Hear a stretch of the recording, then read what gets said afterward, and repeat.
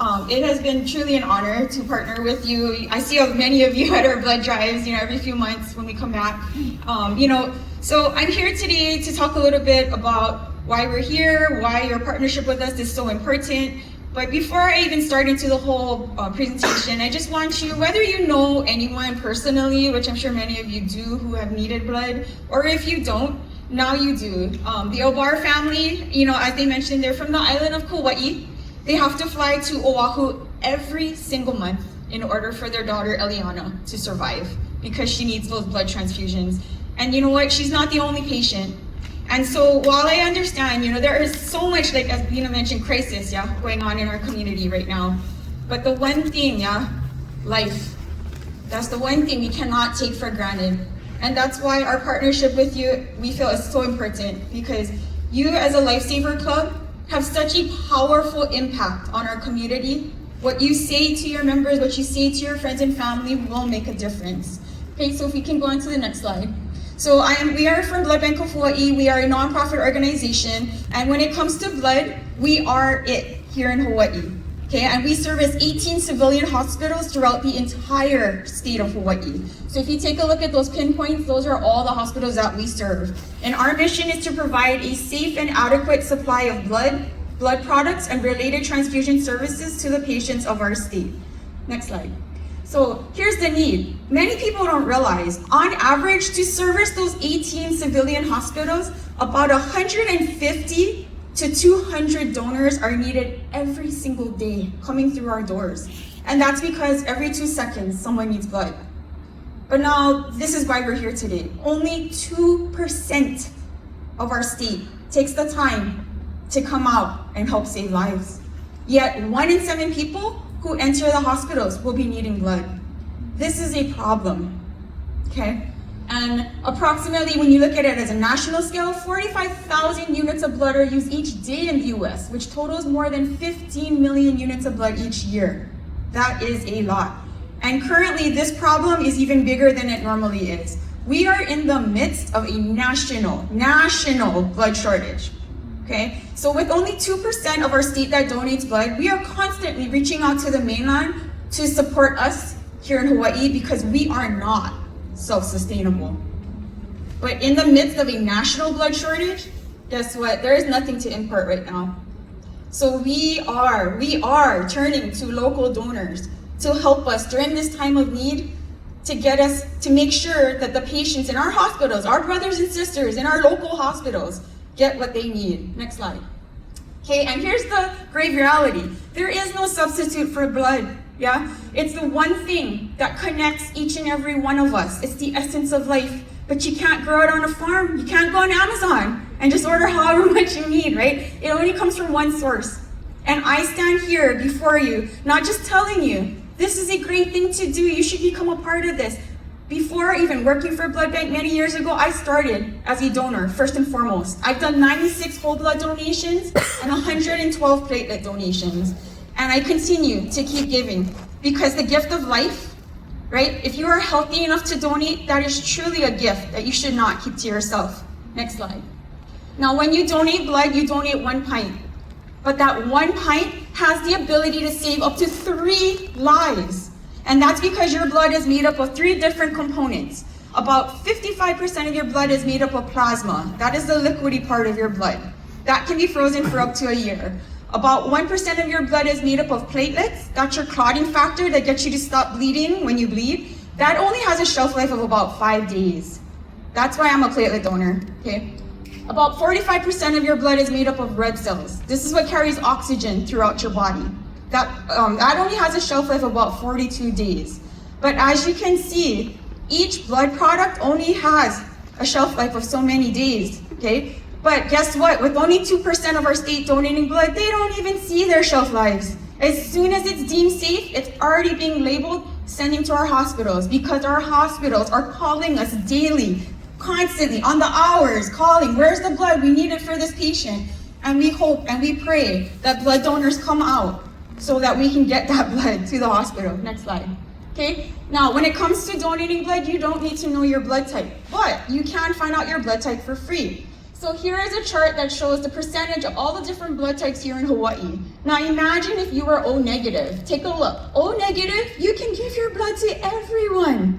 That is an amazing superpower to find out if you possess that, okay? And here in Hawaii, we are very special, okay? So while we are often turning to the mainland for support, the mainland is often calling us because there is a very special type of blood called JK3 negative that is often found in Polynesian cultures. And here in Hawaii, we have a large group of people like that. But in the mainland, it's not so prevalent. So they're often calling us, if they have a patient in need over there, we try to support them where we can. It's a give and take. Next slide.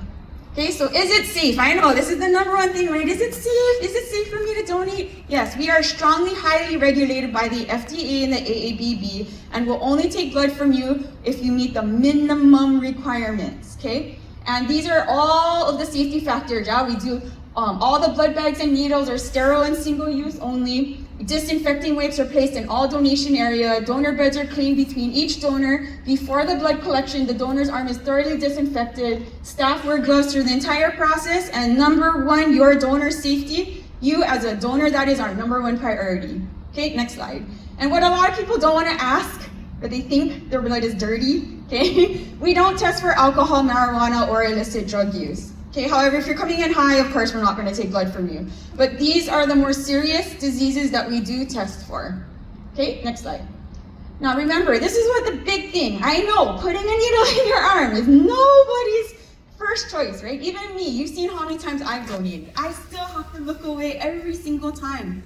But what I want you to remember, okay, it feels scary because if you've never done a blood donation, yeah, it's something new, but anything you do for the first time is going to feel scary, okay? And you don't need to feel ready. I don't expect that, okay? But what I want you to think about, please be willing to serve your community. You're healthy enough to donate, why not? Next slide.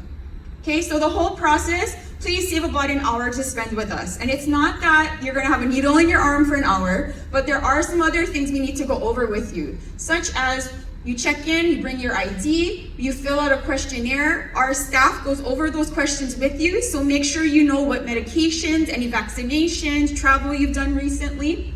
Then we give you a mini physical. We check your hemoglobin, which is your iron, blood pressure, temperature, and pulse. If you pass all of that, you meet all the minimum requirements, then the blood donation is less than 10 minutes. That's the fastest part, okay? Then we ask you to rest for about 5 minutes, and then we provide you with snacks and ask you to relax before you go on with your day. Next slide. Okay, here are the minimum requirements. You need to be at least 16 years old. 16 and 17-year-olds need a signed parental consent form. Most donors need to weigh at least 110 pounds. However, there are different requirements for females 16 to 18. You must be feeling healthy and well, no symptoms at all. And your ID needs to have your full legal name and photo or your full legal name and date of birth. Next slide. Okay, these are the requirements. If you know any of our youth, please bring them in. But if they are females who are 5'5" and shorter and 16 to 18, there's different height and weight requirements. But these are only for the younger ones, okay? Next slide. For 16 and 17-year-olds, this is the consent form. Next slide.